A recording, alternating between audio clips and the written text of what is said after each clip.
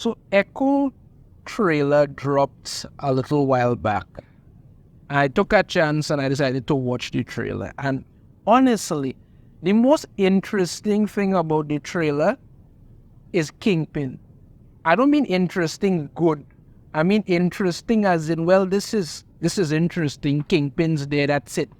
It's not enough to save this series, not enough to make it look good, anything like that. I was very unimpressed. Literally very unimpressed with the entire trailer on the whole. Because, I mean, Echo is not a well-known or well-liked character. You know, she shows up once in a while. She was in the Hawkeye series, and that just never made any sense to me. And the fact that they don't want to go out of their way to do this is just because, you know, it's being played by a character who is of Native American origin, but she also can't speak and she has a prosthetic leg, so they have to try and push that to the moon and back. But it doesn't work. It's not making it any good. People would have loved to see an actual well-done Daredevil series, and you could have put her in there for like 1 or 2 episodes. That might have worked.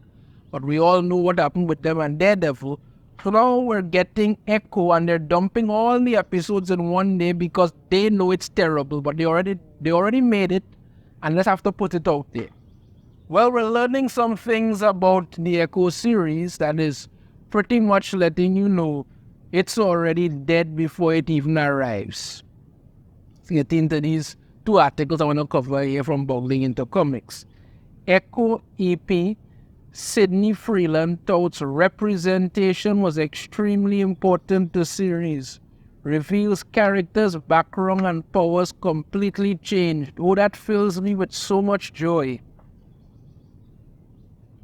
Echo director and executive producer Sidney Freeland made it abundantly clear how Marvel Studios plans to market the upcoming Disney Plus series by declaring that representation was extremely important to myself and everyone on the crew.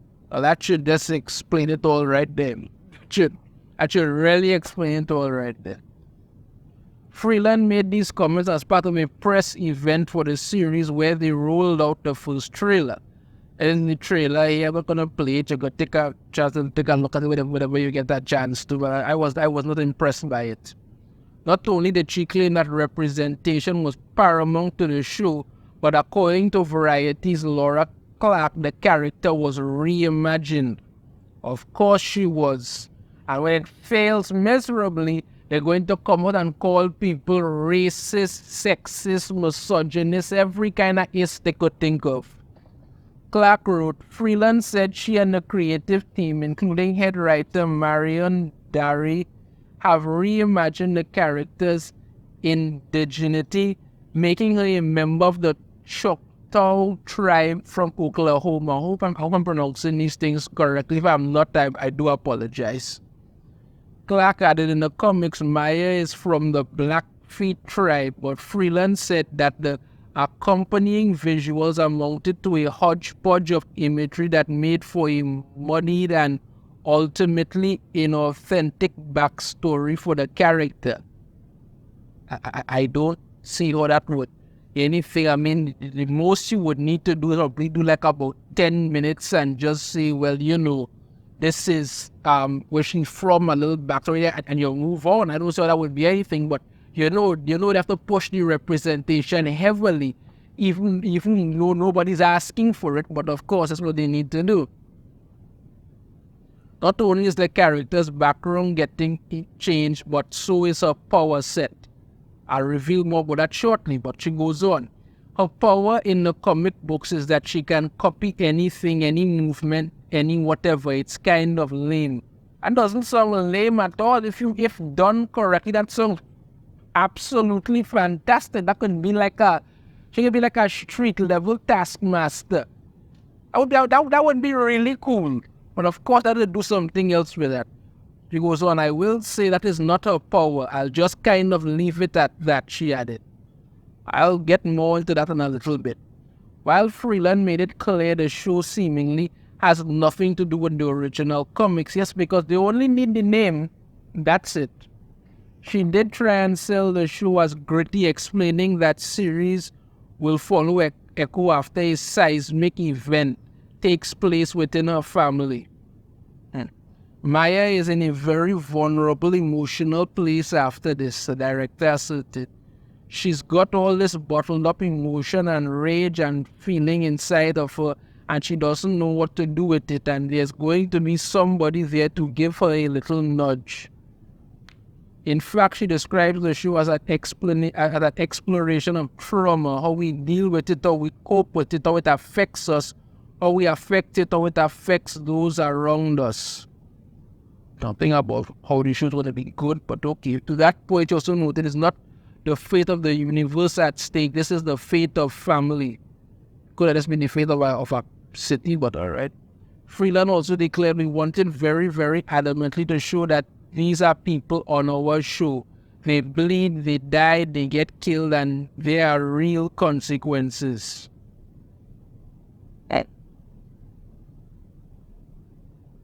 They go on about the official synopsis for the show and all, Vincent D'Onofrio was Kingpin in it, and really good and the other.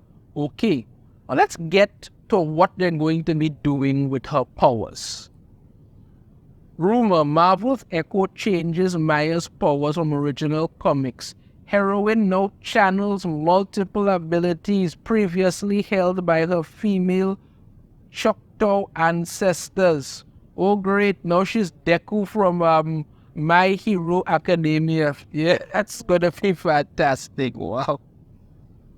After it was explicitly confirmed by the series director that Marvel's Echo will be giving its titular heroine a completely different power set from her comic book counterpart, a new rumor has claimed that rather than photographic reflexes, the Marvel Cinematic Universe's version of Maya Lopez will sport the ability to channel various powers previously held by her female Choctaw ancestors. Must be female ancestors, yeah. As first detailed during her first appearance in Daredevil Volume 2, number 9, Maya was originally conceived with the aforementioned gift of photographic reflexes, which allowed her to recreate any complex physical action that my eyes record. So much so, in fact, that she was even able to perceive and replicate even the most minute muscle innotations. Sounds interesting. However, despite this ability opening up a world of interesting story possibilities, yeah, it really does, by allowing her to go toe-to-toe with most street-level fighters as a sort of taskmaster light. Marvel's Echo director and executive producer Sidney Freeland felt Maya's powers was, to say the least, uninteresting. Gee, I wonder why. Maybe because her powers wasn't going to be something involving representation. Her power in the comic books is that she can copy anything, any movement, any whatever. Freeland told Variety's Laura Clark in November 2023, it's kind of lame. That's not lame at all. You just a representation puppet, so that's what you want to do. To this end, Freeland then teased the Clark, okay, we should go on, whenever get to where the powers is. Yet, though the EP was determined to keep tight-lipped on the changes to the mute heroine, a new scoop has originally provided details into just what changes are being made to Maya's powers. Now look at this. Daredevil does a move here. She comes down, does the exact same thing, mimicking him. He leaps, she leaps. Understand me? He throws his billy club at her. I mean, that would have been so cool to see Daredevil having to fight somebody, mimicking his abilities and then having to do something about it. No. Taking to Twitter on November 3rd, noted Scooper, can we get some to inform the public? Like I previously reported, Maya Lopez's powers in Echo will not be the same as the comics. Maya will be empowered by the Choctaw women that came before her.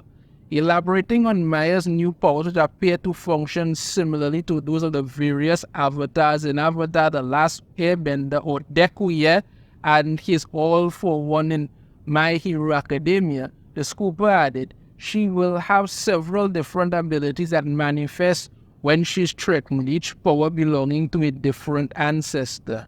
Fantastic.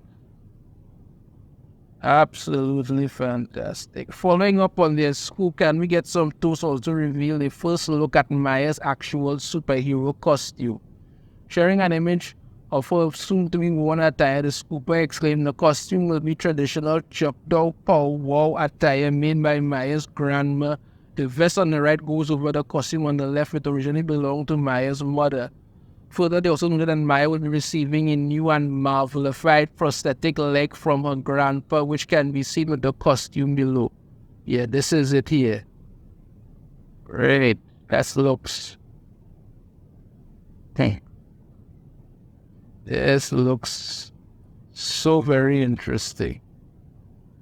So very, very interesting. Yeah, so this is what we're getting when it comes to Echo, a series I am not excited for. Don't even know if I'm going to watch it. If I do watch it, if I watch like 1 or 2 episodes and I find it's crap, I'm out. But, I mean, having the ability to mimic movements and stuff like that would have been really cool to see her fighting a character like Daredevil. But this whole channeling her, female ancestors' powers and all this kind of thing, it's ridiculous, but it's Marvel. What do you expect? Let me know your thoughts on this in the comments. If you have a different opinion, I'd love to hear it. If you like the video, hit that thumbs up. Subscribe if you haven't already. Ring the notification bell if I upload a new video. And I shall see you all next time. Take care.